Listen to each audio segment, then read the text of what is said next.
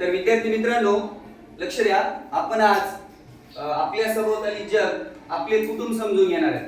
घर, आपण सगळेजण घरी राहतो का नाही? घरामध्ये कोण कोण असतं तुमच्या?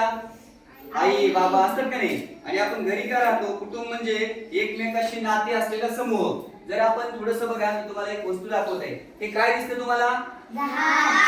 वा, छान, तुम्हाला ओळखायला येतं. आणि हे सुद्धा काय दिसत आहे? या दोन्ही मध्ये काय फरक आहे बरं? हे लहान आहे आणि हे कसं आहे? छान. याच्यामध्ये आपण थोडंसं कुटुंब ट्री या ठिकाणी केलेलं आहे. बघा, छोटंसं झाड. या घरामध्ये कोण कोण दिसत आहे?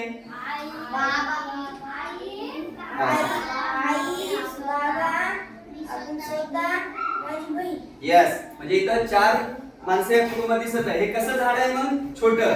आणि मग या ठिकाणी आपण मोठं झाड दाखवलेलं आहे, कुटुंब ट्री. याच्यात कोण कोण दिसत आहे? आजी आजोबा, मम्मी पप्पा, तुम्ही स्वतः, बहीण, काका काकू, चुलत भाऊ चुलत बहीण. म्हणजे अशा प्रकारे आपण या झाडाचं जशी साईज आहे, मोठी साईज आणि छोटी, तसं कुटुंबाचे 2 प्रकार, एक छोटे कुटुंब आणि दुसरे मोठे कुटुंब.